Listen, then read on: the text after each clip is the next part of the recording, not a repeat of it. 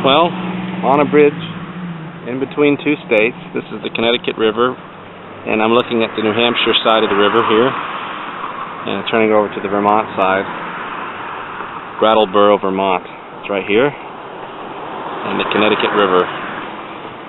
So it's a cafe overlooking the river. This is the bridge connecting Brattleboro, Vermont, New Hampshire.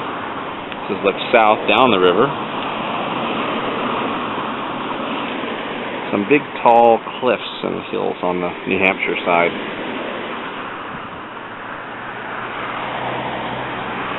Back around to the New Hampshire side here.